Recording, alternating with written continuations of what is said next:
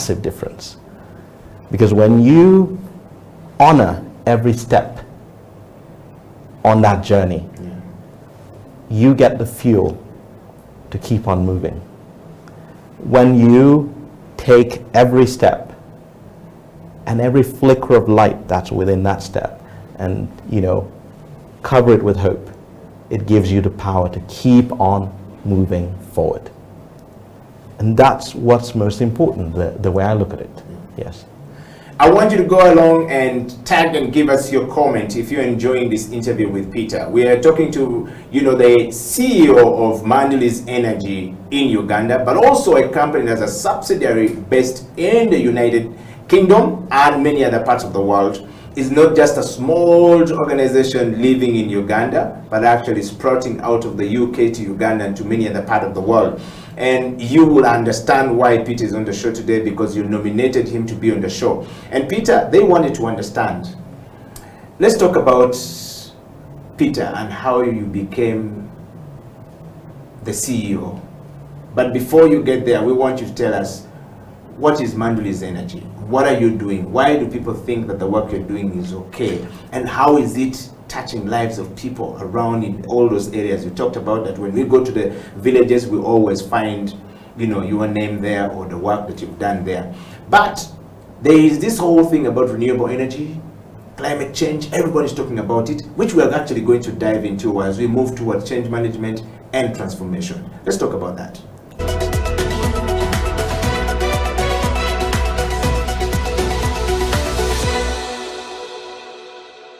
Have 45, let's say, million people, whose GDP per capita is 860,000. No, 860 USD. Yes. So when you put it in Uganda shillings, the average guy in Uganda gets like 120,000 per month. Yes. And that's the money you pay your maids. Or many people, that's the money they pay. So the guys who calculate GDP are not just talking, GDP per capita, are not just talking things from the air. They really sit down and calculate, and it makes sense for me. So I'm like, that's when I started Monaco, it gave me courage that I don't need 100,000 people to make Africa better. You need just a few thousands to look in the right direction, very inspired, very knowledgeable, to get the continent forward. That's numbers.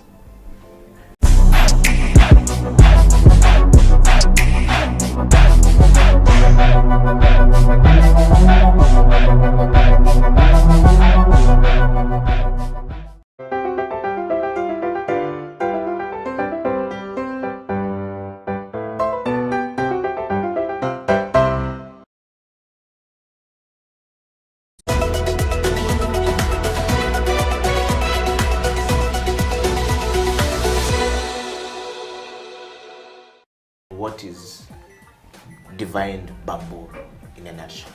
Okay, so Divine Bamboo is an innovative forestry and energy company. It's a Ugandan company, and our mission is to stop deforestation in Uganda. We do that through the promotion of bamboo as a sustainable alternative to cutting down traditional hardwoods. So that was my motivation, really, because Uganda is losing so much tree cover. We are losing so much forest because mainly of the need to cook. So because of fuel wood in the form of charcoal and firewood, a lot of people don't have a choice but to go to the forest and cut down trees. And so we wanted to provide an alternative to that. Okay. And so when you started to provide an alternative to this, how has this been received by the people that you're talking to?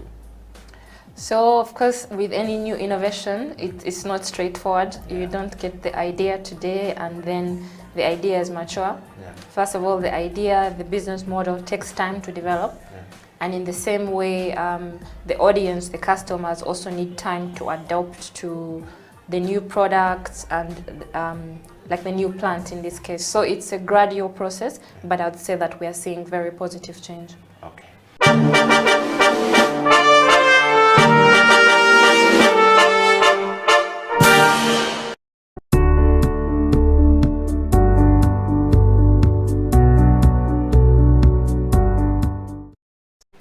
I'm a believer of functionality over form.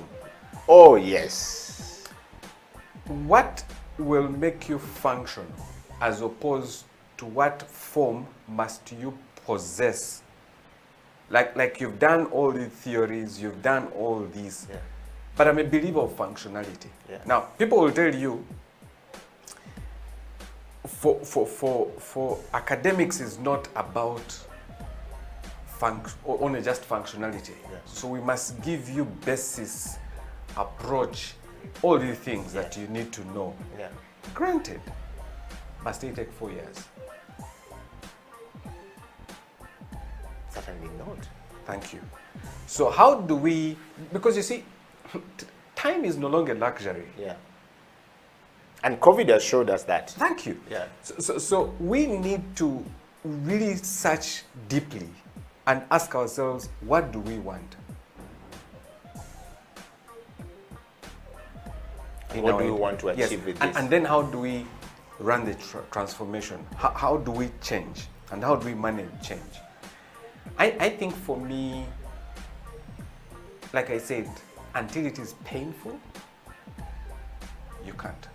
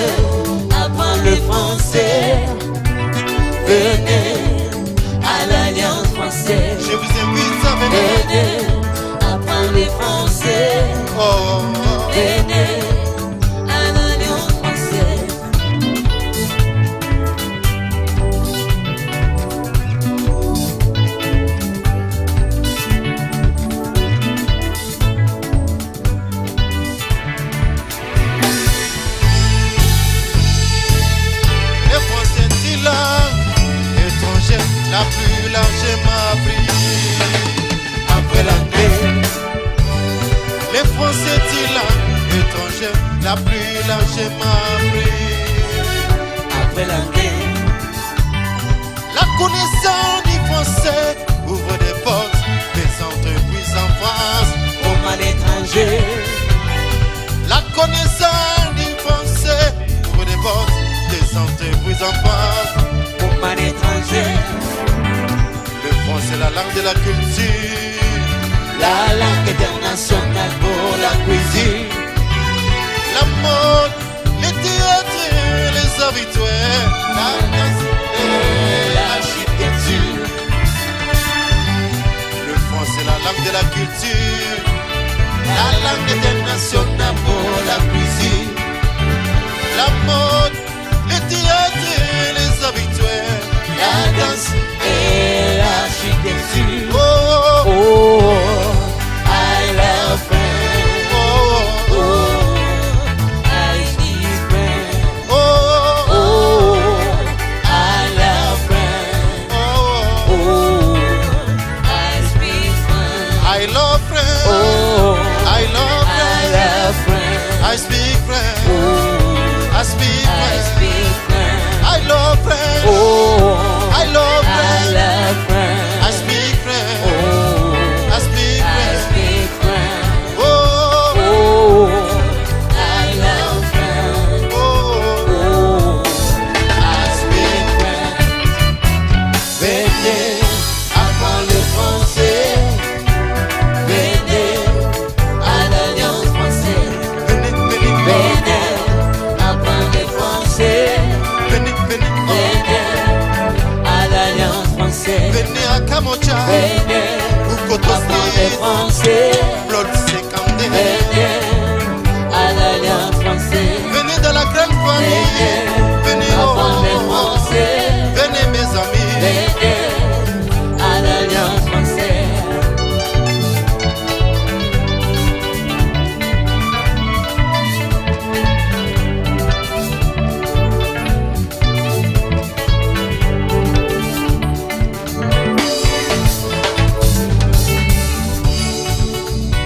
Bien Molière, c'est l'idiot n'a pas pris. En passant pareil à Nakamura.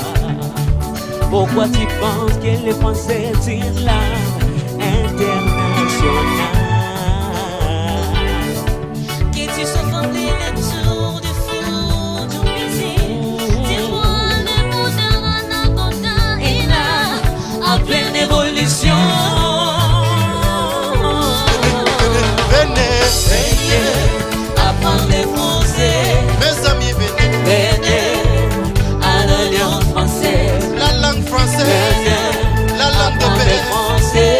la langue de la courtoisie. Venez à l'Alliance française. La langue française, Venez, la langue de la apprendre les courtoisie, Français. la langue de paix. Venez à l'Alliance française. Venez dans la grande famille, venez dans l'Alliance française, venez apprendre le français. Venez à l'Alliance française. Je vous invite à venir, venez mes Apprendre le amis, français. venez, venez, venez, Venez à l'Alliance venez, française. venez.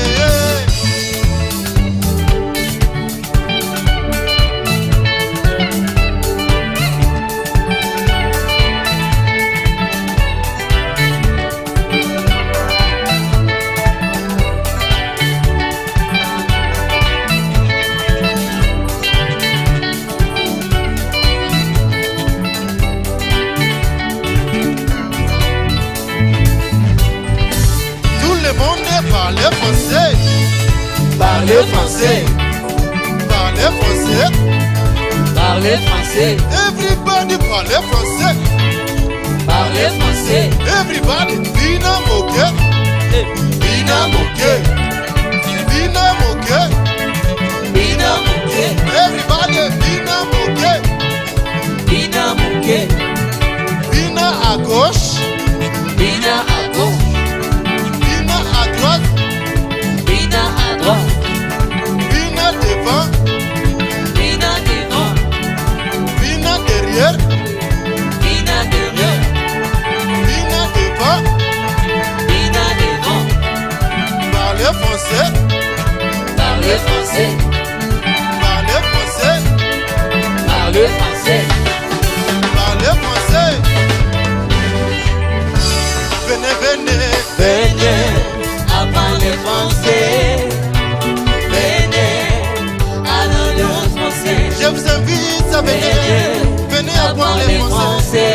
Makamo Chao, Venez à l'Alliance française. Abukoto Street, Venez Claude apprendre le 52. français. Venez, venez, venez. Venez à l'Alliance française. Si tu veux parler français, viens à Apprendre l'Alliance. le français. Si tu veux parler, Venez à l'Alliance française. si tu veux entrer dans la famille, viens, Apprendre le viens, viens. français. Viens, viens, viens, viens. Venez à l'Alliance française.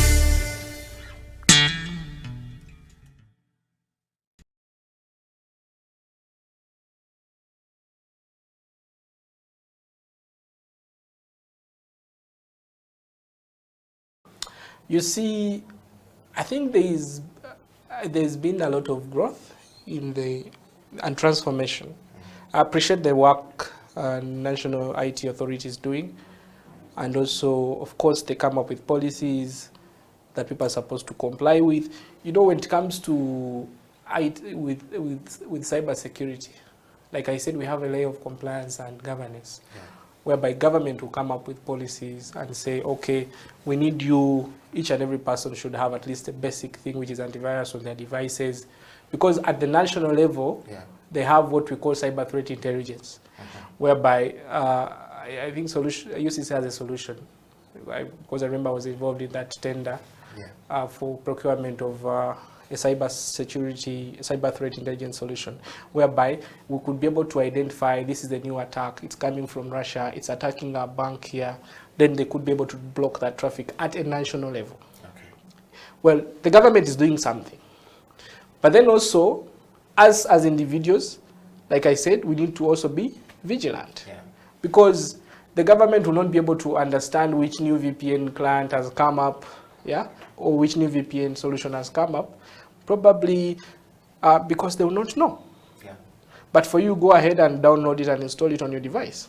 And then you try transacting. You actually go to, then you say, oh, I've stolen money from my account. Oh, my information was stolen. Oh, I see nodes on social media. People steal nodes from people's devices, and actually they ask for a pay.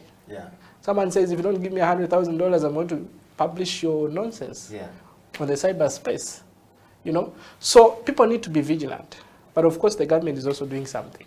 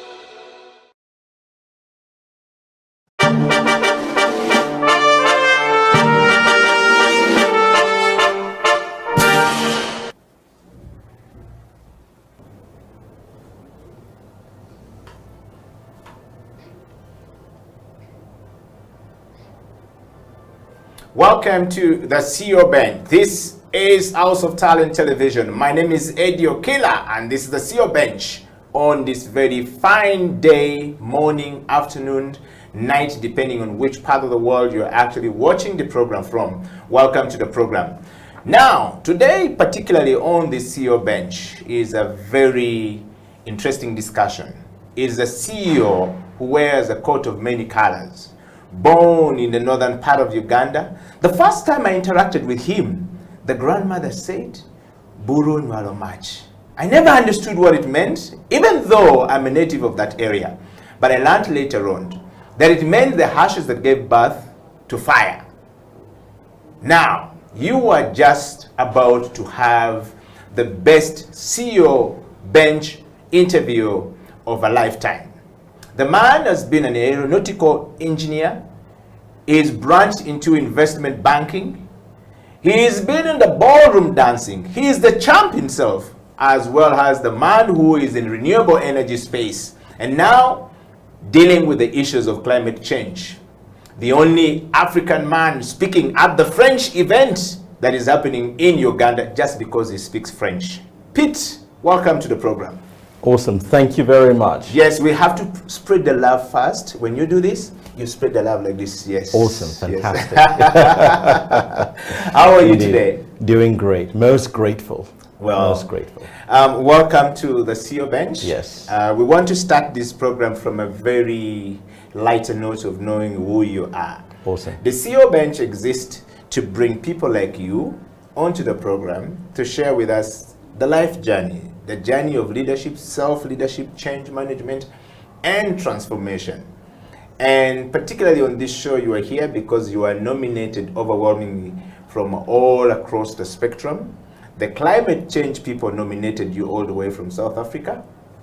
The renewable energy people nominated you all the way from France to the US Embassy in Uganda, and says, can you bring that man on the show? The local people in northern Uganda nominated you to come on the show. The people who are on the streets of Kampala nominated you to come on the show. With a vote of 50 in total, brings you to the CEO Bench today. The question is, who is Engineer Peter Nyeko? In fact, before you became an engineer, who is Peter? Well, I'll introduce myself. So, I was born in a little town, not called Bethlehem,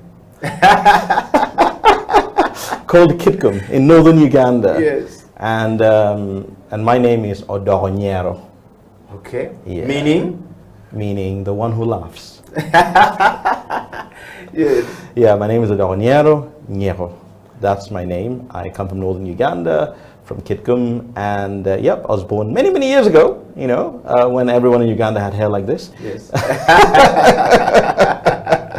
And you know, grateful that I've made my way through life, and you know, I've ended up now in you know, where I am today, sitting before you here and talking to you all right there. So most glad to be around. Yes. Wow.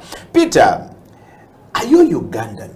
Being born in Uganda is another thing, but are you Ugandan? If yes, what are the values that define you as a Ugandan? I believe I am Ugandan, and the values are painted right here. You know, being Ugandan is all about the values that we sing about in our national anthem. It's about the values that we walk with as we go through the streets each day. It's the values of gratitude, the values of hope, the values of resilience, and the values of finding joy in everything. Wow. And if I am looking for you today, which village in Kitgum can I show up and I will find Nyeko when I am looking for you?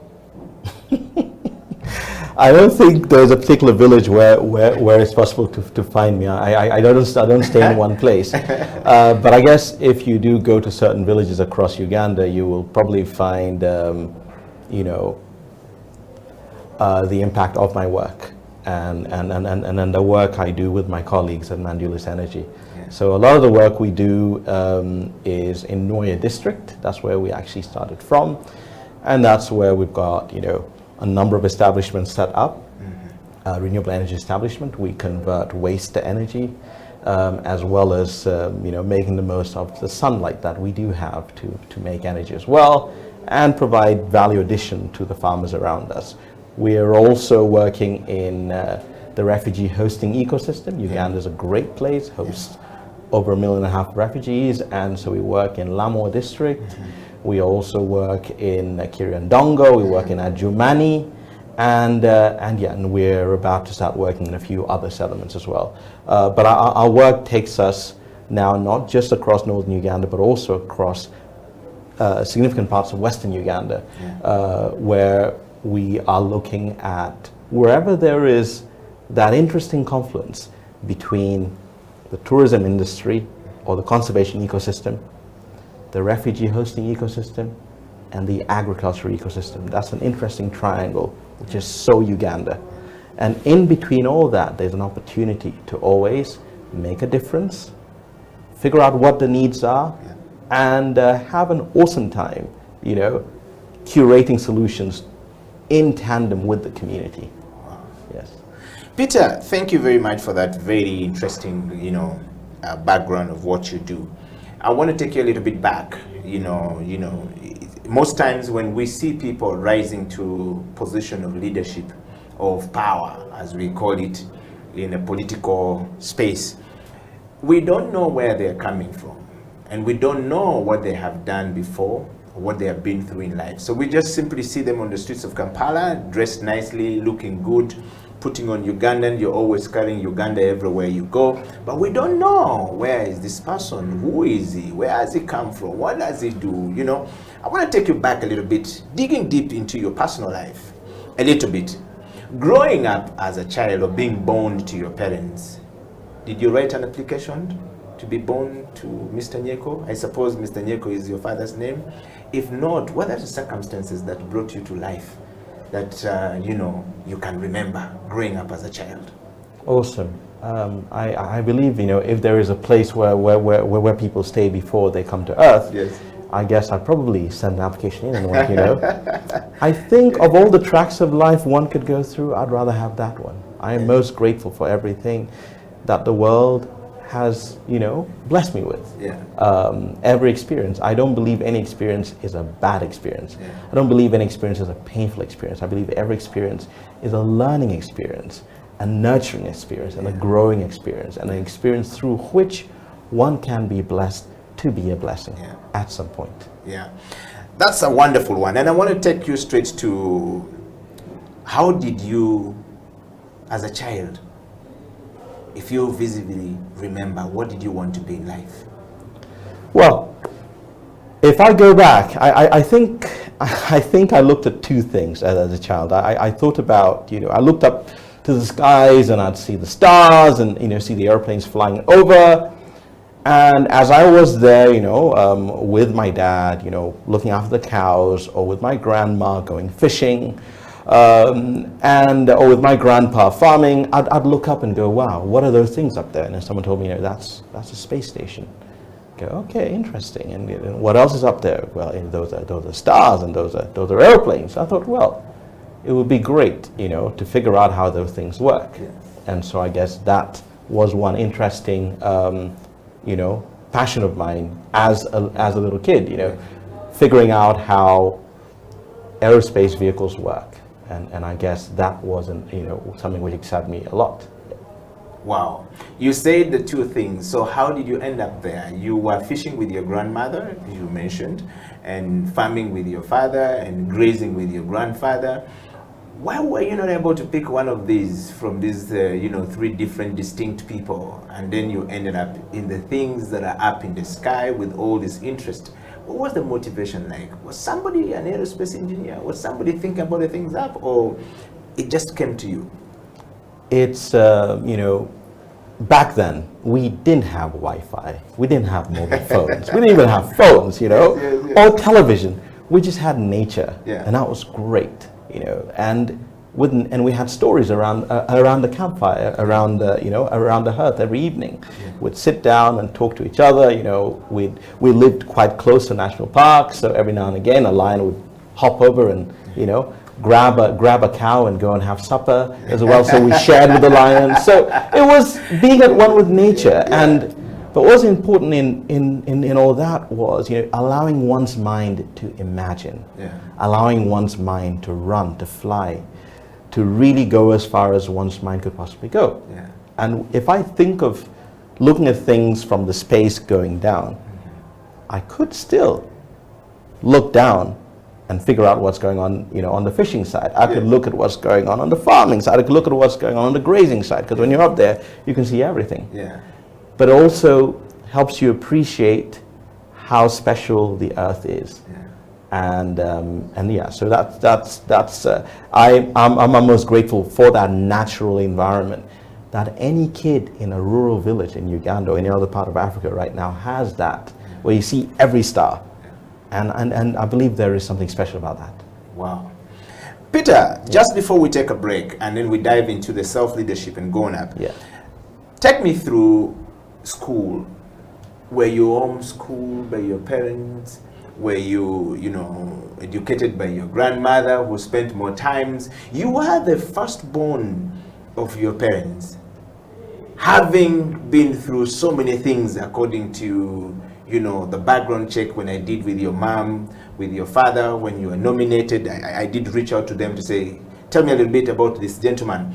And they said, yeah, he's a special child to us. Your mother actually said, I was tiny when I was married, and they didn't believe I would bear that young man that you see today.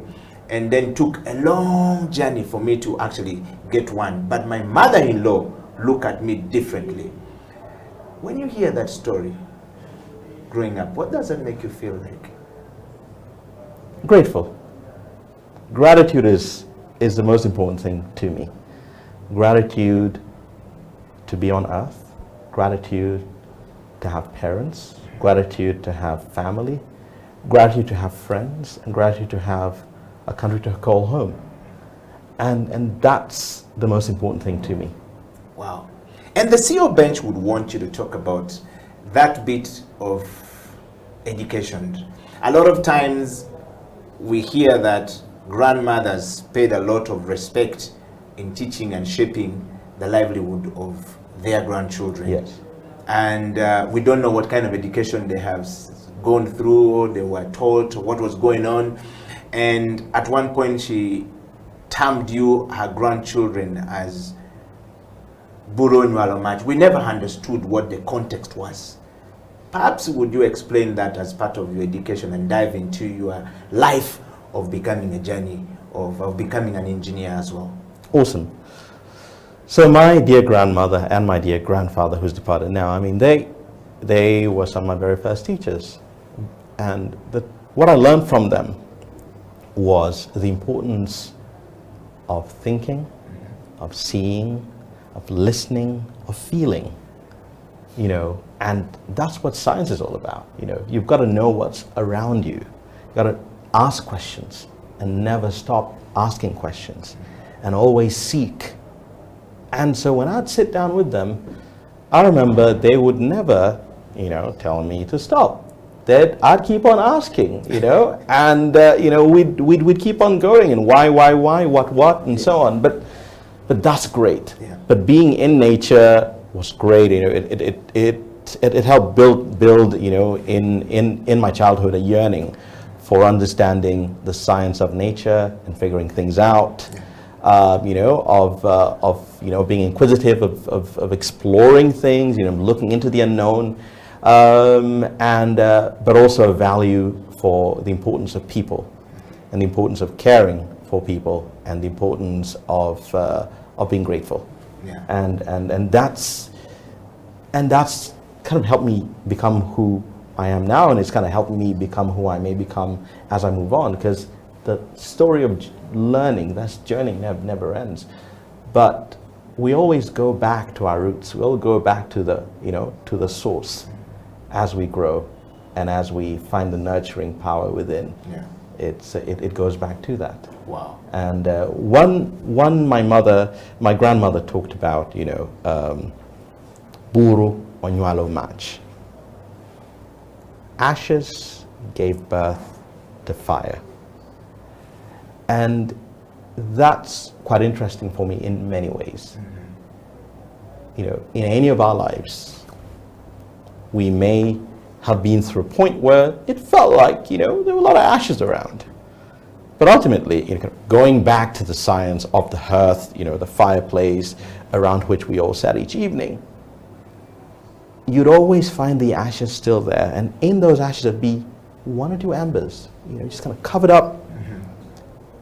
But they would remain alight. And the ashes would protect that little spark. Mm-hmm. That little ember would be covered by the ashes. The ash would protect it. And then it would grow.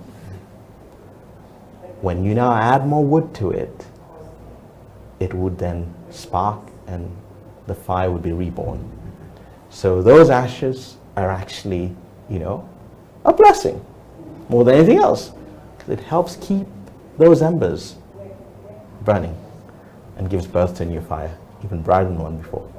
The CEO bench will take a break, and when we come back, we want to talk to Peter a little bit more about formal education, growing up and becoming, you know, an engineer. Stay right there. We'll be right back after this break. My name is Dr. Jinpo Olowo. Thank you for watching House of Talent Television. I love to inspire people. I love to talk about my experiences and how God has been able to use me in the different exposures. And through the leadership, through change management and transformation, I've been able to do a couple of things in my life. Now, are you a kind of person who is tired of your status quo? Do you want your situation to change? Are you tired of what is going on in your life? You know, change is a fact of life. We've all been through experiences in the last couple of months that have taken us to a place where we need to do something about our lives. We need to change whatever is going on. So if you have not piled up investment for yourself, you need to do that. If you've not done businesses to hold your family in future, you need to do that. Are you thinking of full-time employment? You need to be thinking about your life after employment or your business in the next couple of years. So if you want us to chat, if you want us to talk about this, please get in touch with us at SEAL Uganda on number 0772443085 or check our website www.sealuganda.com or on all the social media handles. You can hook me up or Facebook, that is Jinpo Olowo, on Instagram, Jinpo Olowo, and on Twitter and LinkedIn.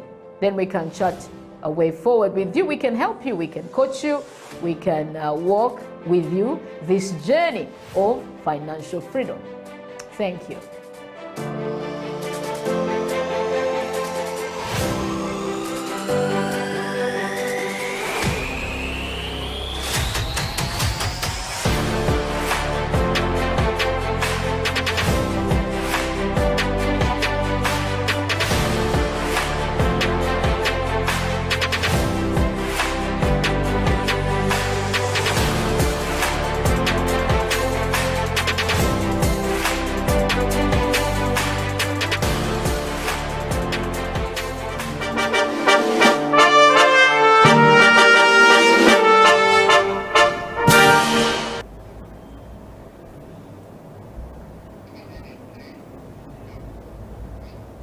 Welcome back from the break. This is the CEO Bench. My name is Eddie Okila, and my guest in the studio today on this particular CEO Bench is Engineer Peter Nyeko Odokonyero, which we have just learned from the show right now. But also there is the BenHur name. How did you leave that out? Welcome back to the program. Thank you so much. Yes. Awesome. What's the background behind the BenHur name? Well, you know, I wasn't there when they gave me that name. Or at least my memories hadn't yet begun. Yes. But when I go back, I believe my father spent some time in Israel, and he thought, you know, he would give me a name from Israel, and hence I have one name that is of Hebrew origin. Wow. That's an interesting thing. Welcome back to the program, and we just want to take you straight to this particular moment of the discussion, Peter, which is your personal journey on the CEO Bench. On the CEO Bench, we want to know what has been your personal journey as an individual, you know, as a Ugandan, as a young person growing forward, and the way you have moved from Uganda to Europe and back to Uganda. I guess there are very interesting learnings that you've said in that journey. And first, we want to start with your formal education, or your formal, you know, the education that were given to us beyond the traditional that we had, which is the foundation of wisdom anyway, that the other guys were building upon. If you would throw more light on that one, what was the journey like? I think the journey has been great. You know, it helps to have a mother who's a teacher. You know, my mom's a teacher, and so having your mom as a teacher means you'll learn so much and you'll never stop learning. Yes. So home is school. And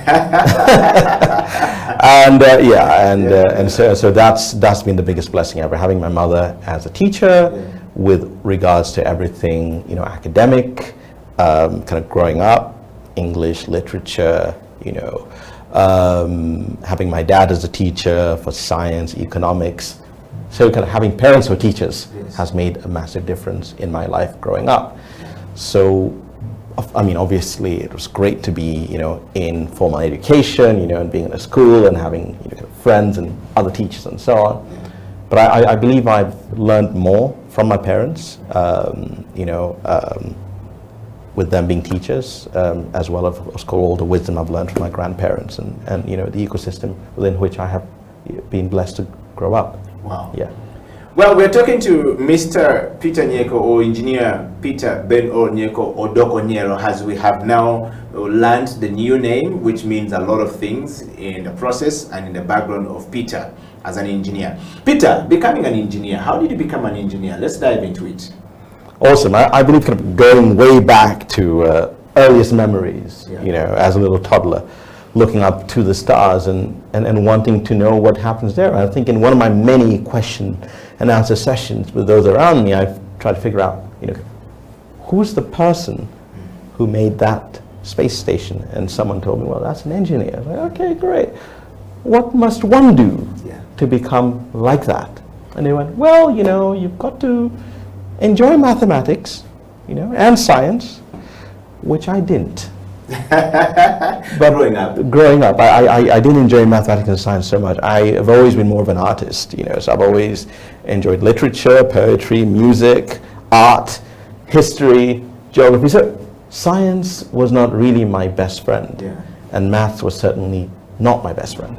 But the passion I had to become someone who would understand the inner workings of, aerospace vehicles, eventually made me realize that I could look at maths from an artistic, point of view, and realize that math is art, and that science is art and history. Wow. Yeah. Peter, what is your understanding of leadership? Leadership is a very interesting term, and I believe leadership comes down to a number of things. It comes down to gratitude, it comes down to hope, comes down to servanthood, comes down to sharing, comes down to caring, and comes down to always standing back and putting others' needs before your own. If you would give us, if you would give us the poetry, you said you were very much in your early part of life more lean towards, art, poetry, literature. You've just defined leadership by your understanding. What would be the best 1 second or 2 minutes poetry for somebody who is watching this program from all across the world? I would go back to taking my grandmother's words, BenHur Nyeko, and spinning something poetic out of it. And I'd go, from the dearth of the scorching earth, there lies the embers, and from those embers, there rises hope, burning hope, brightly looking into the future. Wow. What would you want somebody to understand that from the leadership point of view, by your understanding and definition of leadership? Awesome. Ultimately, in this illustration we've just put together, the leader is actually the ashes. The leader is the ashes that allows himself to be burnt to nothingness, so that that little spark that's being protected can grow, has the warmth from the previous fire to be nurtured with it, and then is able to spring forth and keep the fire burning. Wow. Thank you very much for that, Peter. Transformative leadership approach and leadership abilities that often defines a leader's level of effectiveness is part of this journey. We'll dive into your self-leadership, picking yourself up from wherever you are, bringing yourself up to where you are. We believe you've been more of a transformative self-leader than any other type of leader first. And on that note, would you tell us what your understanding of self-leadership is and how has the journey been like for Peter? Because I'm watching this program, I don't know how to lead myself, to find myself, to take myself up. And leadership itself is very difficult for so many people, let alone leadership at the community or even at the family or community or to the nation. What was the journey like, or how have you been able to manage these things coming forward? I believe focus is very important in life. Yeah. You know, it's important to set goals, look ahead, focus, and keep the eye on the goal. Yeah. And the goal is not a destination. The goal is actually to always strive for every step to be more hopeful, more grateful, and more of a blessing than the step before. Setting that as the goal makes a massive difference, because when you honor every step on that journey, you get the fuel to keep on moving. When you take every step and every flicker of light that's within that step and cover it with hope, it gives you the power to keep on moving forward. And that's what's most important, the way I look at it. Yes. I want you to go along and tag and give us your comment if you're enjoying this interview with Peter. We are talking to, the CEO of Mandulis Energy in Uganda, but also a company that's a subsidiary based in the United Kingdom and many other parts of the world. It's not just a small organization living in Uganda, but actually sprouting out of the UK to Uganda and to many other parts of the world. And you will understand why Peter is on the show today, because you nominated him to be on the show. And Peter, they wanted to understand. Let's talk about Peter and how you became the CEO. But before you get there, we want you to tell us, what is Mandulis Energy? What are you doing? Why do people think that the work you're doing is okay? And how is it touching lives of people around in all those areas? You talked about that when we go to the villages, we always find, your name there or the work that you've done there.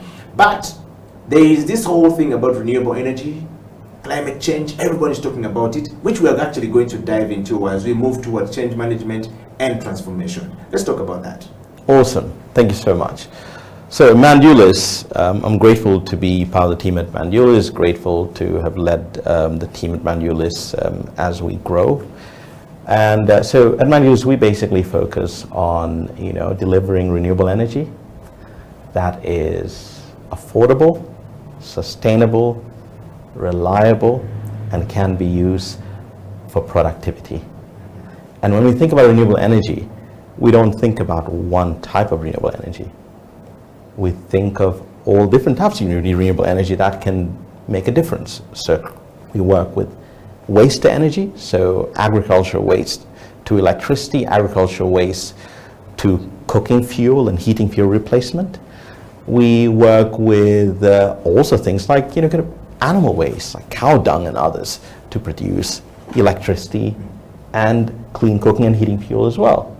We also look at converting the sunlight we have into electricity as well, and then use all of that electricity for value addition. So that's what we do at Mandulis Energy. We develop and set up projects that are focused on delivering Sustainable Development Goal number 7, which is access to affordable, sustainable, reliable energy. Wow. Peter, talk to us about your role as a CEO at Mandulis. What is your role as a CEO at Mandulis, and what typically do you do, or your day is like whenever you wake up every single day at Mandulis? Awesome. My role as a CEO is at a young company as ours is basically not just bearing the vision and helping it grow, but also looking ahead and looking at opportunities that are there to help build the vision even more and help us deliver more impact. So my work is to look at what we're doing day to day, to look at where we're trying to get to, and to look at what needs to be done to help us get to that destination. And in that destination, our destination is basically to create as much impact as we possibly can. So we do have a number of projects that we are setting up. For example, We're developing a 20 megawatt power plant to be installed in Gulu, and that will deliver 20,000 kilowatts of electricity every hour into the grid once it's up and running. So there's a lot of work around the development of that. We're also developing a further 16 locations across the country at about half a megawatt each. That's 500 kilowatts every hour. And that's also taking a lot of work, make sure all of that is working. But we do have operational projects as well, which takes time to make sure they're all operating in the right way. And there we've got 3 locations where 2 of which says power generation ongoing already, a third one where power generation is being set up, and then other locations where there are other productive uses of renewable energy that are being worked on. Peter, we talked about so much normally about renewable energy. Do people in Uganda understand what renewable energy is, or even in Africa for that matter? Or what is renewable energy if I'm hearing it for the first time and I don't really know what we're talking about here? You keep saying turning waste from food to energy, to power the same food that we're just about to eat. Sometimes we eat and then putting it back. How does this thing really work? I might be here and yet I'm sitting on $1 million, potentials of Okila to make money in renewable energy, but I don't know what it is. Awesome. Well, I mean, if your chair is made of rice husk, then maybe you're sitting on $1 million. Or grotto shells, or coffee husks, or maize cobs. But ultimately, when you think about it, if you want to, for example, power your car, and you use, say, diesel or petrol, that's not renewable because there's a finite amount of fossil fuels available. So once you take it out and burn it, that's it. You've added more carbon to the atmosphere, but there's nothing else where that came from. But if you use something which is renewable, something which is regenerative, something which grows again, that becomes more interesting.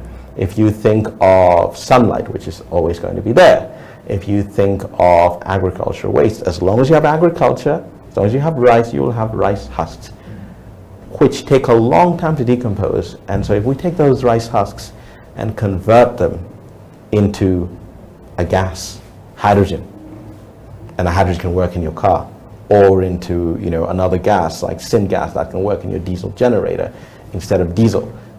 That becomes quite interesting because suddenly you now have almost and you don't have a finite resource anymore. You have a renewable resource, something that can always grow back, and that's what makes it very interesting from that point of view. If you look at hydropower, the water is always, as long as we protect the environment, the water will always be there. Yeah. And it keeps on flowing and it generates electricity as it goes on its way.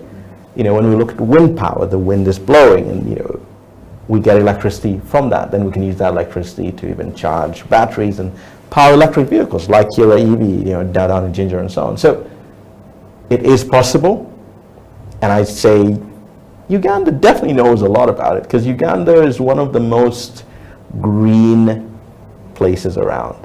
Not just the green you see, but the energy we use with regards to electricity generation, most of it is hydro, which is renewable.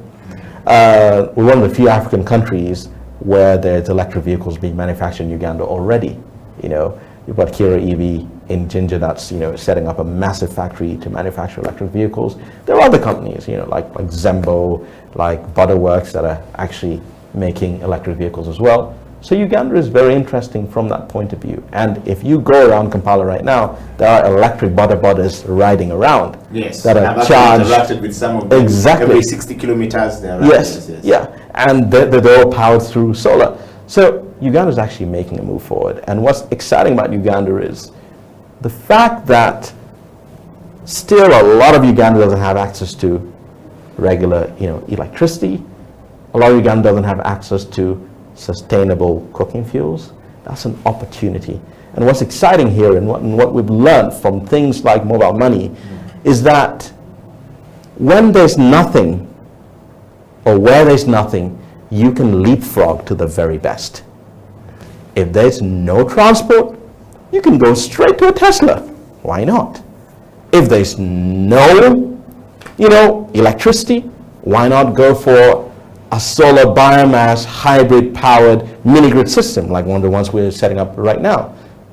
If there's no transport in the village to go to the hospital, why not use the electric ambulance that we've just deployed? It's possible, and we've learned that because everyone's using mobile money now, in all the rural areas. So it's possible to leapfrog and go right ahead to the best-in-class technology that's available globally. Wow. We're going to take a break, and when we come back, Peter and I are going to dive into change management and transformation. Change management would be Peter as an individual, as the CEO, transforming from an ordinary person to a CEO of Mandulis. All right? And moving from that to change from one organization to the next organization. We're going to talk about it.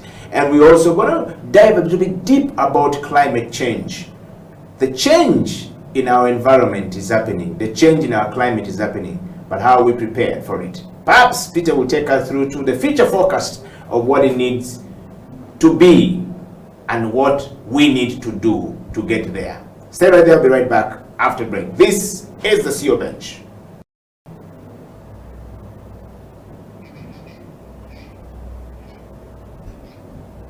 It is the CEO Bench. My name is Eddie Okila, and in the studio is the CEO of Mandulis Energy, Mr. Peter Nyeko, or if you're not an engineer, you call him Mr. If you're an engineer, it's Engineer Peter Nyeko. Welcome back to the program, Peter.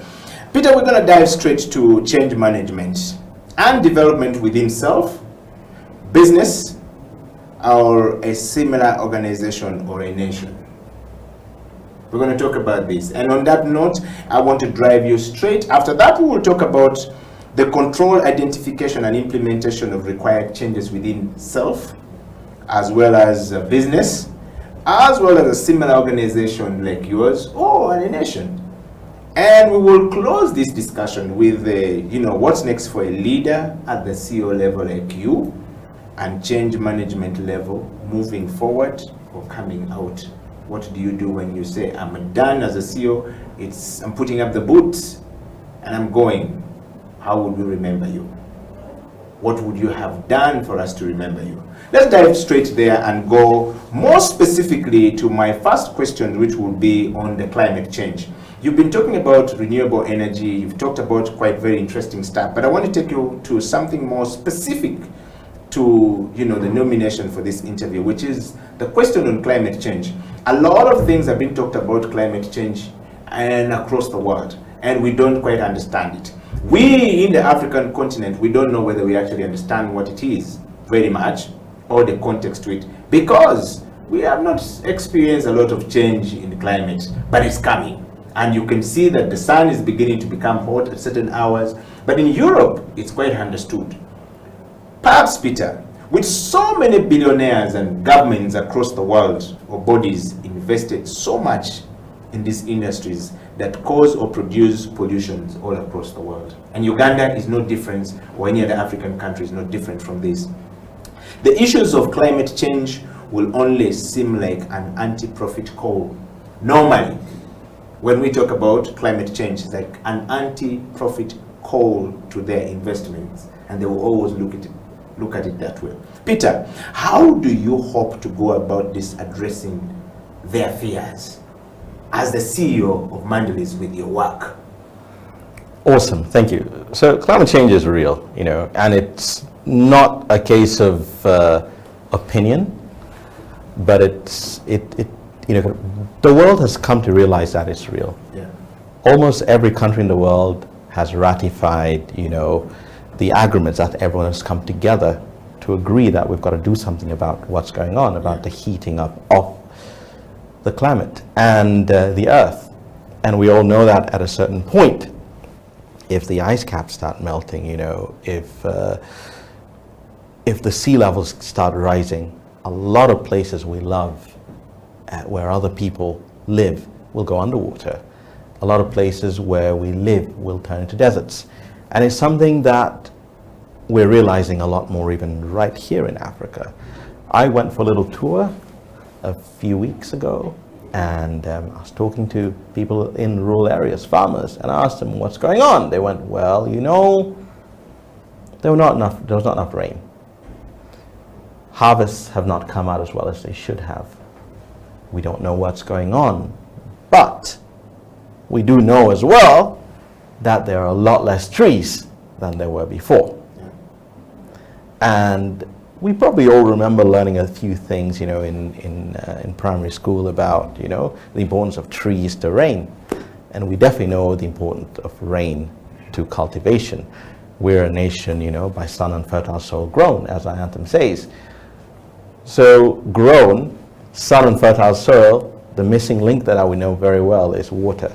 And that cycle is definitely going to be hurt when we think of how most of us cook our food.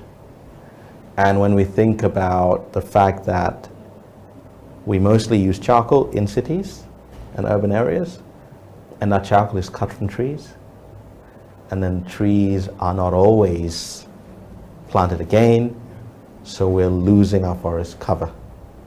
Even some of our factories need heat for their processes, and they will either use coal, which they have to import, or use wood once again.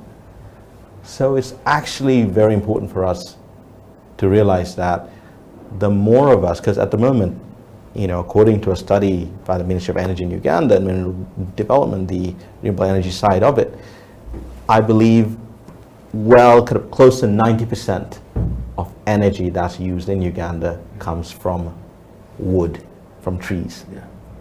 And most of that goes to obviously cooking and industrial use. So if we switch from cooking with firewood and charcoal to cooking with other, you know, things like, you know, cooking fuel made from waste instead, be it biogas or be it briquettes or pellets, that can make a difference, because suddenly we know in another generation, trees that are being planted today will not be cut. And we may see things change. And that's what it comes down to from a point of view that everyone can basically understand. And that's a very good conversation for us out here, because without our agriculture, where will all our villages be? Where will we be? And that's that's a big question. So that's kind of very interesting from that particular angle. But then secondly, Uganda as a nation, our parliament, you know, I believe it was at some point in April, passed the Climate Change Bill to Climate Change Act. And that means, you know, now mitigating climate change and, you know, looking after our environment is actually a law now.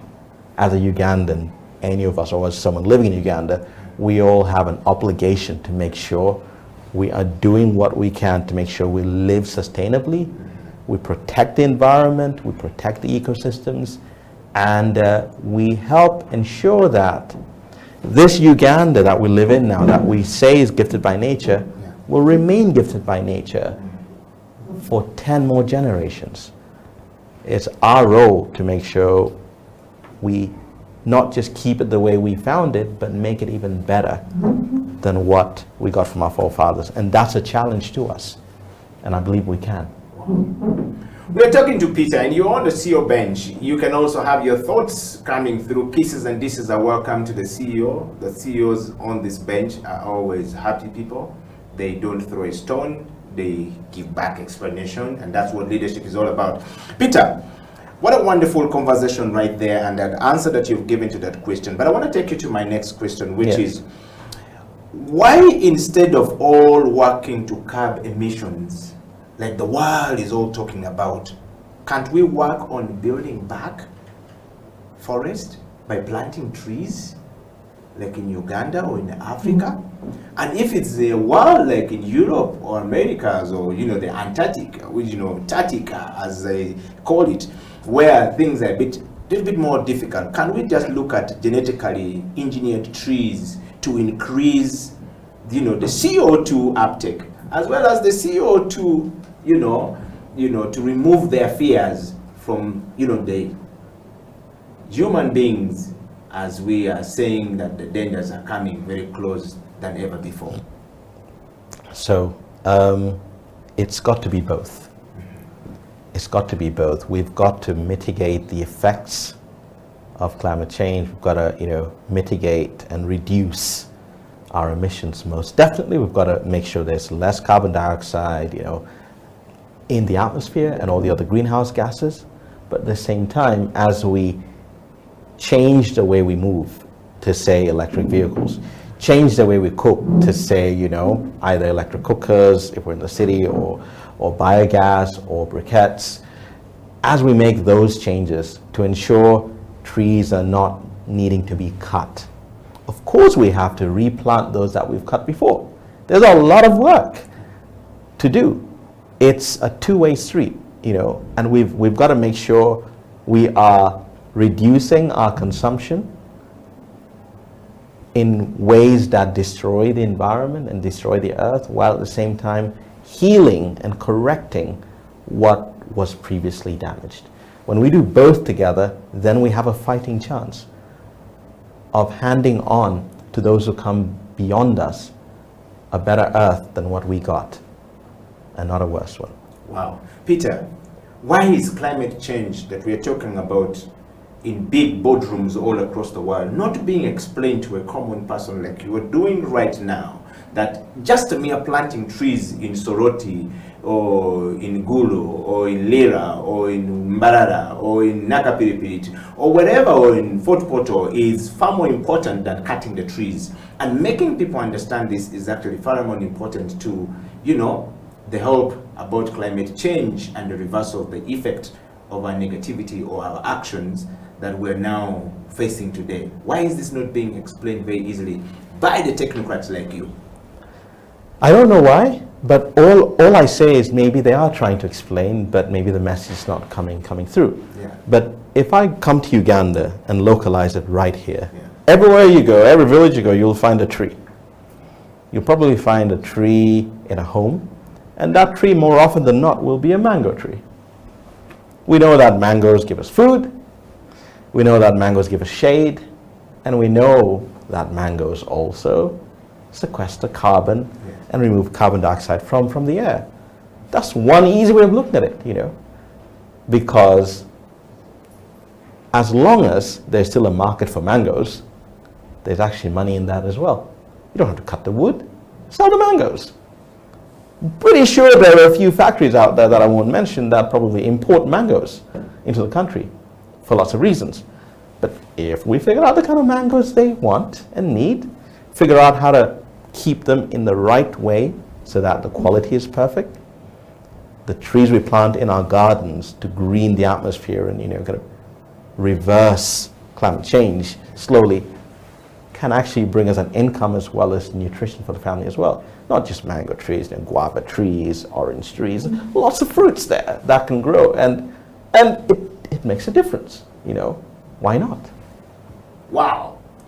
That's the CEO of Mandulis Energy, Mr. Peter Nyeko, talking to us about change management, in particularly climate change. We're talking about climate change. Peter, your next question before we can serve you a cup of coffee. The CEOs are always known for having a cup of coffee when they get tired mid-morning.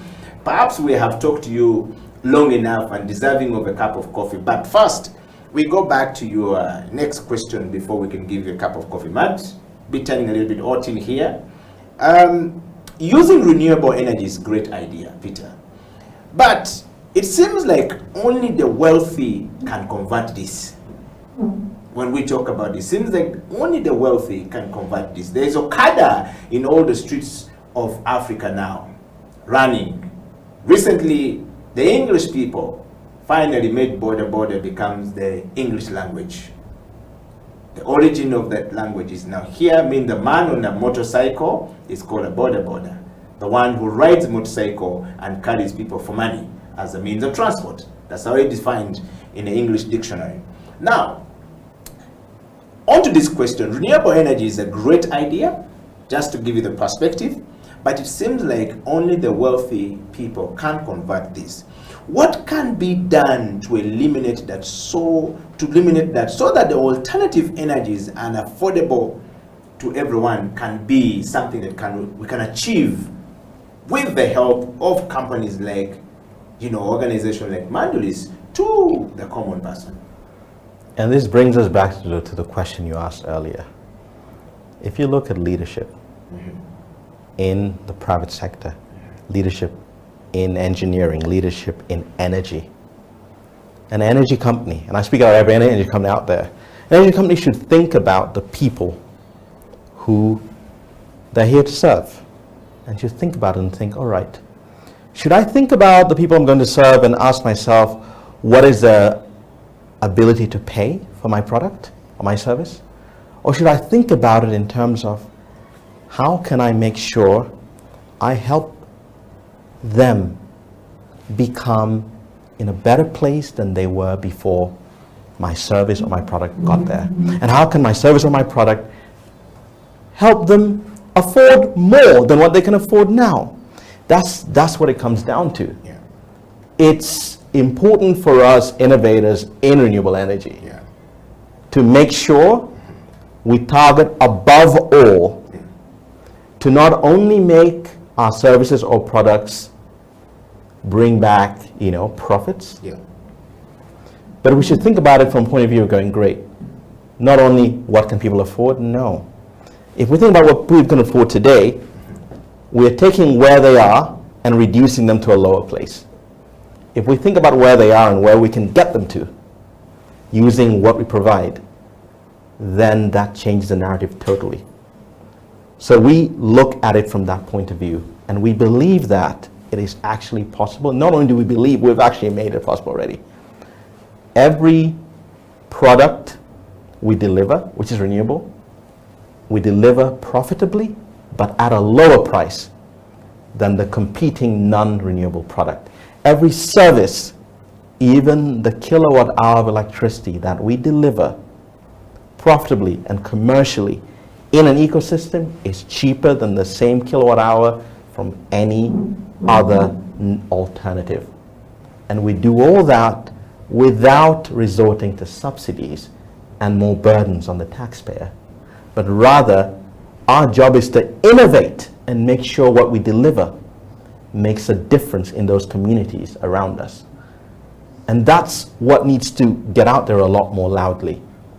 If we're able to be the very best that we can be in other sectors, if we can have the best doctors, if we can have the best, everything else, let's also take this seriously and make sure that us in the energy sector, in the renewable energy sector, especially, show cause to help people forget the idea that renewable energy is expensive, because it isn't. It totally isn't. It's actually cheaper. It's actually more reliable. It's actually more productive. It makes a massive difference. There is no need for subsidies. No, not at all. If you're watching the show, we're talking to the CEO of Mandulis Energy, Mr. Peter Nyeko, or Engineer Peter Nyeko, depending on how you would want to put it. And I want to say thank you very much for all of you guys watching the show all across the world, and those who stayed up awake in the United States of America, thank you very much, and welcome back from Afghanistan. You've done very well for yourself. And of course, those who are watching from Australia, thank you very much that you're staying away from the dangerous species so that you can watch Peter talk about climate change.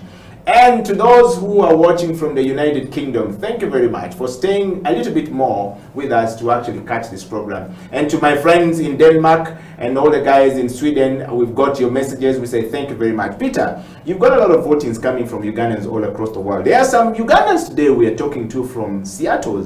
These are people from their Choli land. I've seen some people, sending messages from Seattle saying, that's the son of the soil. And I'm asking myself, why are they not home? Is the land still scaring people in that area? Or has the climate changed? How can we have them come home so that they can be part of this discussion that they're enjoying right now? On that note, I want to take a moment and just serve you a cup of coffee as the CEO, and I just want to give you a cup.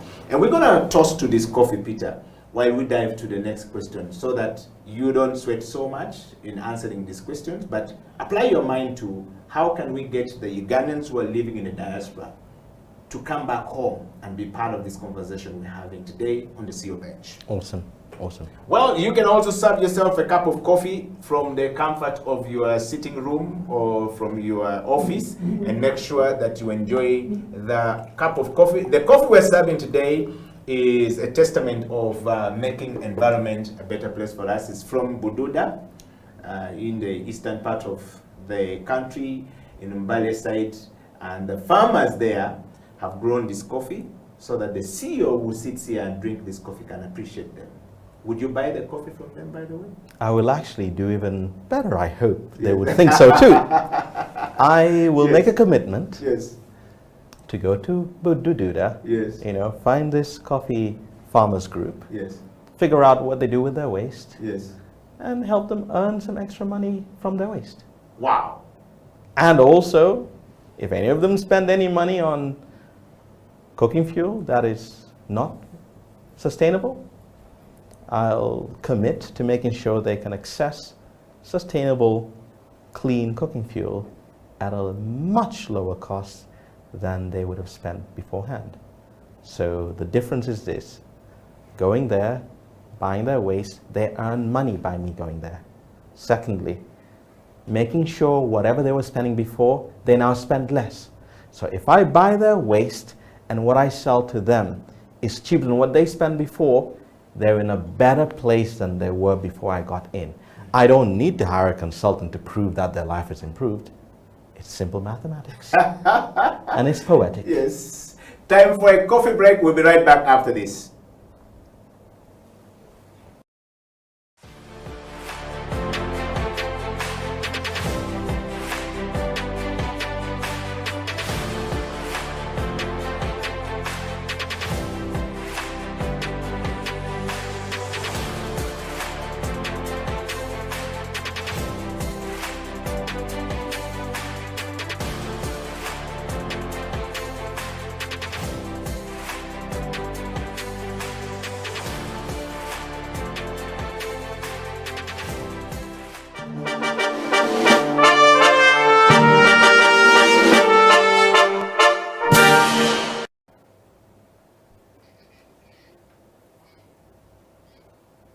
It is a CEO Bench, and welcome back from that coffee break. Peter, welcome back to the show. We want to toss to this conversation going forward. Now, take us back to, before we went for a break, you were talking, the question was about the Ugandans in the diaspora. Should they come back as the climate change, now that you lived abroad and came back and are doing these things? Has the climate change, or climate change is not working for them? Awesome. Well, think about it this way. I mean, it's obviously not easy to fly nowadays with, with the global public health issue that's raging, in every country right now. But, and I also understand the world is a global village. People who may have lived away for many years have built lives in other places and so on. But it is possible, to basically figure out a way to be both here and there and everywhere. It's a short flight, and you can actually take a long weekend as long as you can handle jet lag quite well. For not too much money, based on those economies, you can fly over and check things out and see what makes sense. You can look at your areas of expertise and look at where the need may be out here, and you might be pleasantly surprised that the economy out here is not too bad by any standards. And you might realize that, it's possible to create something that makes a difference, yet is also profitable in this ecosystem. So I think people just need to come over, not just for a short holiday, but spend a bit more time, kind of understand what's going on, look at what's needed, look at what's possible, and get involved. Wow. Peter, thank you very much for that. I hope that our brothers and sisters in the diaspora have gotten that message quite clear. There are a lot of opportunities back home here. Let's get back to climate change. Change management is the process of moving from one place to the next. It requires that it is communicated. You have moved from different investment banks in the UK, making decision to come back to Uganda. At one point, you had a big dream of starting, sort of like putting us back to the good old days of UTC with the Dream Shuttle. That didn't work. What happened? And you are here now in renewable energy, now in climate change. Those are all processes of change management. How are you able to do it, Peter? I'm stuck in my desk somewhere in a corporate world or in my sitting room. I don't know where to start from. How do I move from these places? Simple. Follow the problem. Follow the problem and look at the problem for what it really is. A request inviting us to curate a solution. And wherever we go, whatever we look at, there is always a problem that needs a solution. Or there is a solution that needs improving. Or there are things being done that could be done slightly differently that makes everything a lot better. So there is need everywhere. And having that mindset that there are no problems, but only opportunities to curate and create solutions, it makes life so much more joyful. Yes. For the blessing that it is. What's your say on that one? You've heard from Peter. Peter BenHur Nyeko Odokonyero is the man on the show today on the CEO Bench, and we're talking to him. And now this part of the show is about change management and transformation. Peter, what assurance can you give? In fact, before I dive into that one, do you think that transition to 100% renewable energy will be expensive? If Uganda wakes up today or Africa wakes up today and say, here we go. I think if we look at energy, not as electricity only, but as kind of every type of energy that's used, we are already almost 100% renewable for electricity. We've done incredible. So we're right in front, front of the class, tip top, first class. Where we need to do a lot of work now is shifting to 100% renewable for cooking. That's a very simple thing. And we can go to Bududa, we can go to Kasese, 2 places on other sides of Uganda, one in the east, one in the west. Places that have had issues with landslides, rock slides, and floods. When we go there, we can ask the people out there, the mothers, the grandmothers, and the young men who are farmers, and others, and the kids, and go, what has changed?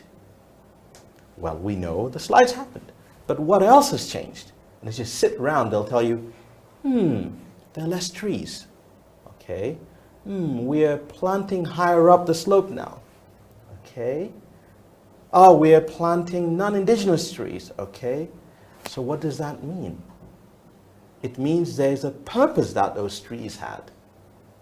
And that's, when we look at it from that point of view, all of us in the city, all of us in urban areas are connected in this country, in most parts of Africa, to our people in rural areas. And we know their issues day to day. You can call your grandmother and go, all right, what happened today? There was a rock slide. Oh, what happened the other day? So as we start replanting trees, as we start getting the ecosystem back with indigenous trees, think about it this way, all right? If you've got trees on a slope with the roots holding all of that soil together, and underneath that soil are rocks.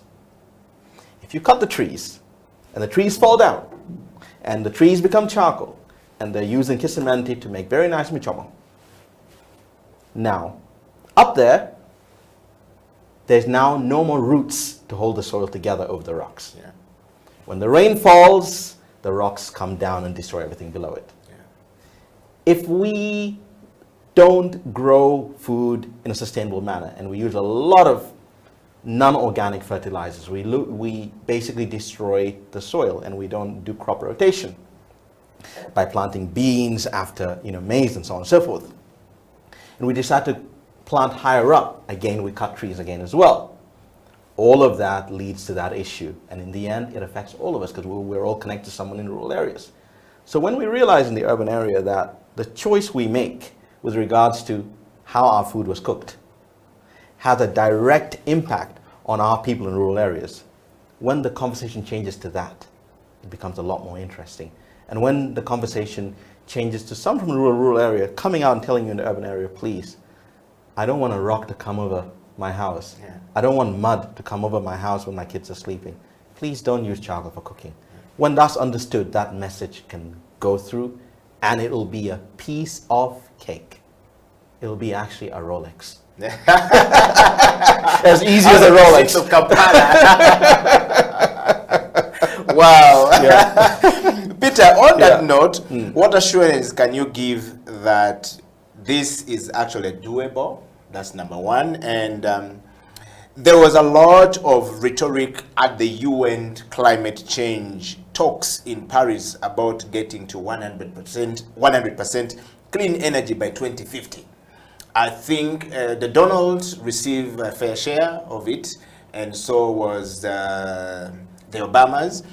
But what does it really take to do that? First of all, is it possible? What does it really take to do that? There's a lot of jokes about it. Commitments have been made. Yes. You know, France has made commitments, the UK has made commitments, Japan has made commitments, even China has made commitments. Has Africa made commitments? Africa has made commitments. Uganda has a climate change act now. We have made commitments. Yeah. And any company now, I ask you, anyone, go to Uganda Parliament website, Google that law and figure out what's there. There's good things for anyone who follows that new law. Yeah. There are, you know, good things there for those who can help keep Uganda green and keep Uganda blessed by nature and gifted. But there's also a bit of scolding in there for those who don't. Yes. So people should wake up now and realize, if people like, you know, CNOOC and Total and Tullow have already made commitments towards climate change, what about us here in Uganda? Wherever we are, whether I run a shop or a business or whatever, what am I doing? And how can I fit in and what can I learn from there? You know, and that's a lot that we can basically do. And I believe it is definitely possible to do that. We can make that commitment. And in Uganda, we can actually go fully renewable in a very short period of time. Our population is not as big as other countries. The fact that there's not much archaic infrastructure to change, but rather the opportunity to build anew, we can actually make that point to build new, build wise, and build affordable and profitable. Because that's what's really exciting. And there's a lot of support, you know, that can make things possible. And it is really, really, really possible. A factory can switch today and go, all right, I will no longer use firewood, I will use rice husks converted or maize cobs converted or coffee husks converted. You know, a farmer can say, you know, for my acres, I will no longer use non-organic chemical fertilizers. I will use, you know, fertilizers that are made from the residue of biogas, from, you know, like where people have biogas toilets instead of setting up, you know, pit latrines and so on. A lot that we can actually do. And if we simply set one simple target, Uganda goes clean cooking, 100%. If we do that, I believe in a very short period of time, we will realize, the air smells nicer. Quite interesting. Because if you look at everything else, if petrol, diesel, electricity, all of that is just 10% of our energy usage, and 90% is wood. The big work for us to do is to actually cook clean and run our factories cleaner. I'll give an example. If you think about it from this point of view, if it's a circular economy now where nothing is thrown to waste, where everything has another use, suddenly farmers will have more income to buy the things that your factory manufactures. If you use their waste to power your factory, you can sell more of your product to them because they now have more money. And so it's an interesting cycle. And it's really interesting from that point of view. And I believe there's a lot of hope. There is a lot of hope. And we just have to get on with it. This is the CEO Bench. Mr. Peter Nyeko, engineer Peter BenHur Nyeko Odokonyero, is the son of the soil, grown up in Uganda, or born and raised in Uganda, but not fully, and went to the UK when he was about 5 or so, and lived in the streets of London for many years, and worked in the streets of London, educated there, back in Uganda, and now thinking of how the knowledge built from the United Kingdom can be used in Uganda to change things in Uganda and all across Africa, working in collaborations with such people he has worked with all the way from Boeing back to Uganda. What a journey. Ladies and gentlemen, if you have a question for Peter, you better punch in right now, because we're just hastening to the evening of this show.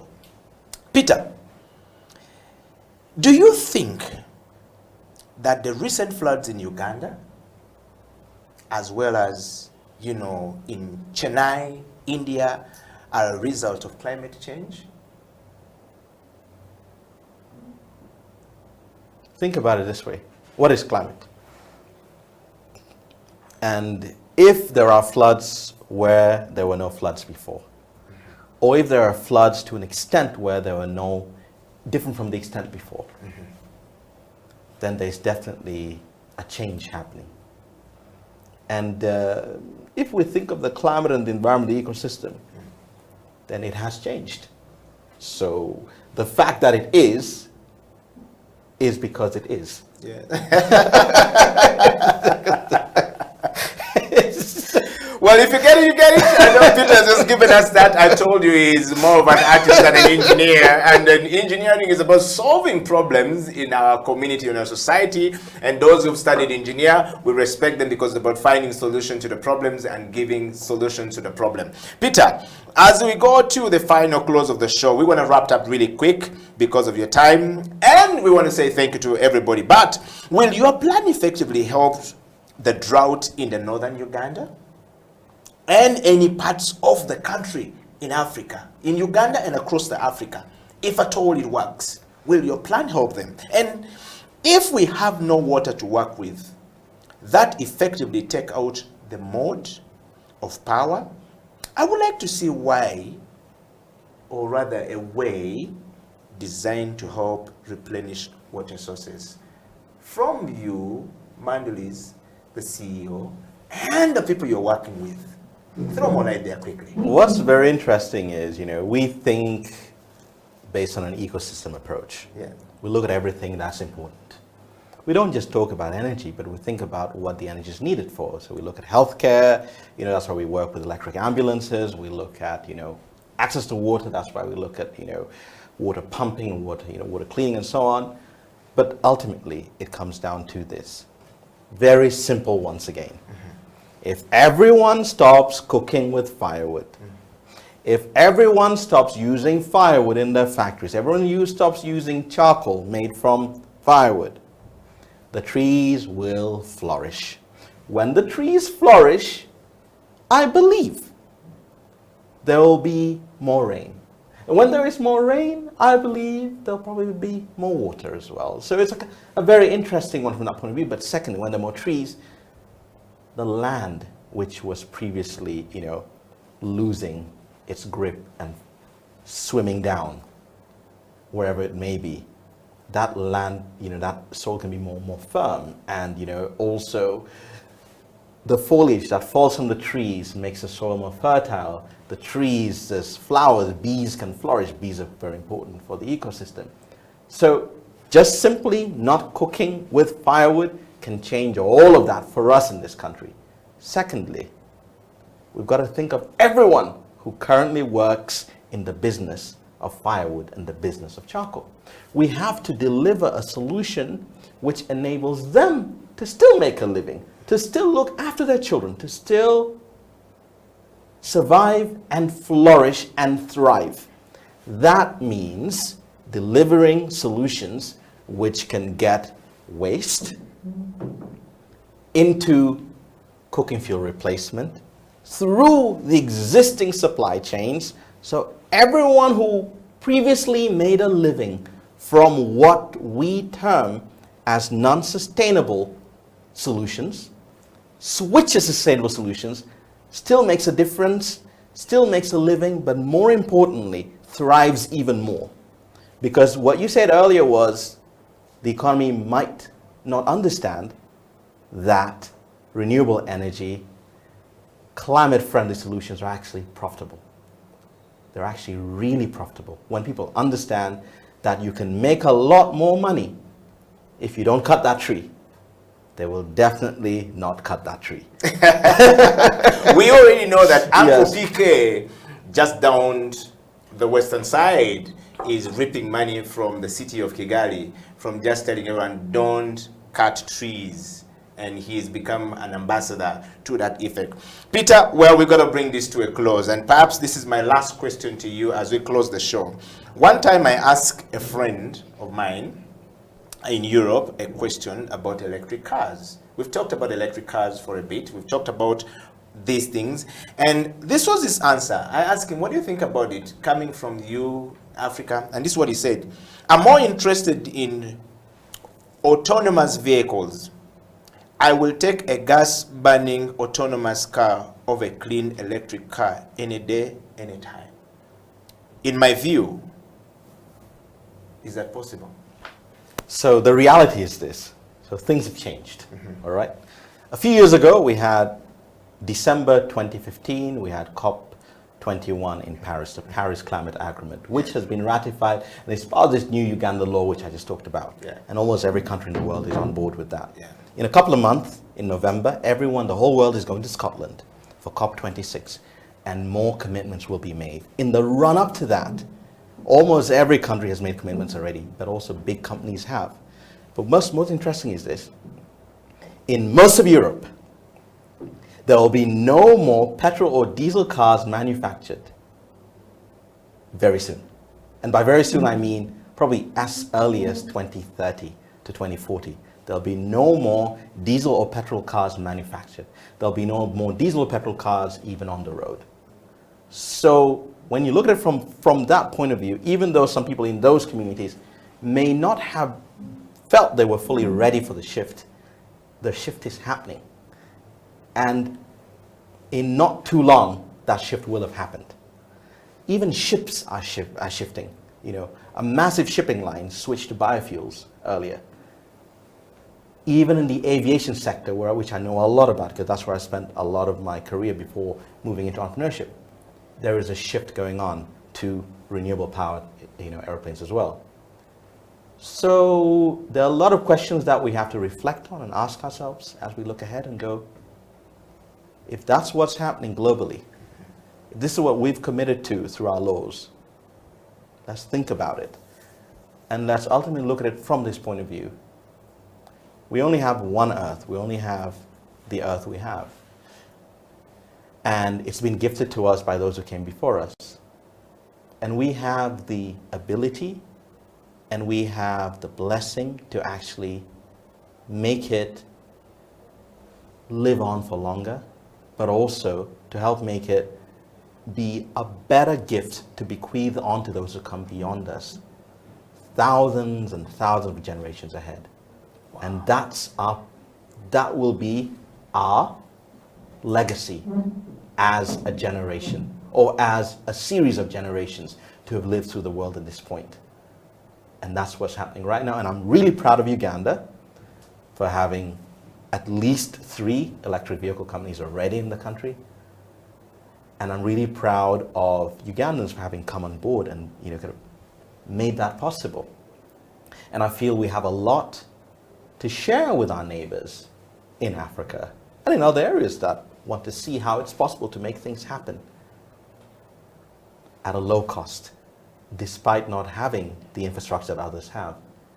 We've chosen as a country, whether we know it or not yet, but we have chosen to take that massive leap forward into what others feel may be the unknown, but what we feel is the land of hope. Peter, parting shot. Question to somebody who is watching. We will not have time to respond to some of their questions, to some of their, comments. Is climate change a hoax? Well, climate change is real. It's as real can be. And the fact that we've seen it happen around us, the fact that when we go to rural areas we see the impacts of it, the fact that the whole world has come together to make commitments to fix the issues that have been caused by us allowing destruction to go on unabated. The fact that we've all decided to come together and make a difference now. And the fact that even in Uganda, we've not only made a decision, but we've taken a great leap forward. That should give us all a lot of hope that it is possible. But think about this, is very important, wherever you may be. If you work in the coal industry, you can still keep your job. You can still work with biochar instead of coal. You don't have to change any of your infrastructure. If you're in the oil and gas industry and you have to keep on running diesel vehicles, you can still run them on, biofuels. If you're in the charcoal industry, you can still, and the wood industry, you can still use renewable fuels through your existing supply chains. No one has to lose their job. Rather, it is possible today to do exactly what you did before, but just in a different way, whereby you can make things a difference. And even if you're a poacher, for crying out loud, and you know how to follow dung, to get the elephants that you want to take down, because the elephants are crucial co-builders of the climate. You can collect cow dung instead and bring it to a bioenergy company that will buy that from you and produce more electricity. Put your skills to use. Every skill you have, whatever it may be, it's possible to still keep that skill, still do it, still use it to make a better place for you and future generations, and earn even more money while caring for the earth. It's not about shutting people out. It's not about cancel culture. No, it's about coming together, sitting around the fireplace and deciding we love this world that we've been given because it loves us. And we're grateful for the creation that we are and that is around us. And we're ready to work together and ready to be committed to make sure that whatever we do makes it a better place for everyone. Ladies and gentlemen, in some circles known to me is Mr. Goblet, and in many other circles known as Engineer Peter Nyeko. Has been our guest on the CEO bench. Engineer Peter Nyeko, take it away with a poem like you always do for climate change for Uganda. Over to you. Awesome. I will give honor where honor is due. I am most grateful to His Holiness Pope Francis for inspiring, through the Laudato Si encyclical, inspiring a movement towards looking after the common home we have, which is the earth. And the words he said when he had his TED talk, you go out and watch it. Very great TED talk he made. But he used these words. He said, the future does have a name, and its name is hope. A tiny little flicker of light that feeds on hope is enough to shatter any shield of darkness. God bless you all. It's a wrap from us here. Until next time, the CEO bench, Eddie Okila, Engineer Peter Nyeko, signing out. Shout out to all the team that makes this possible here, and to all of you guys who watch the program and makes it really amazing. We are super, super excited to always have you around, and we're looking forward to making it even to a bigger platform. Until then, God bless, and stay focused, stay safe, stay changing the climate back to where it was.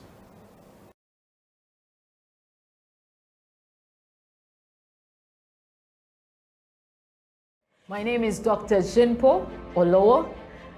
Thank you for watching House of Talent Television. I love to inspire people. I love to talk about my experiences and how God has been able to use me in the different exposures. And through the leadership, through change management and transformation, I've been able to do a couple of things in my life. Now, are you a kind of person who is tired of your status quo? Do you want your situation to change? Are you tired of what is going on in your life? You know, change is a fact of life. We've all been through experiences in the last couple of months that have taken us to a place where we need to do something about our lives. We need to change whatever is going on. So if you have not piled up investment for yourself, you need to do that. If you've not done businesses to hold your family in future, you need to do that. Are you thinking of full-time employment? You need to be thinking about your life after employment or your business in the next couple of years. So if you want us to chat, if you want us to talk about this, please get in touch with us at SEAL Uganda on number 0772443085, or check our website www.sealuganda.com, or on all the social media handles. You can hook me up or Facebook, that is Jinpo Olowo, on Instagram, Jinpo Olowo, and on Twitter and LinkedIn. Then we can chat a way forward with you. We can help you, we can coach you, we can walk with you this journey of financial freedom. Thank you.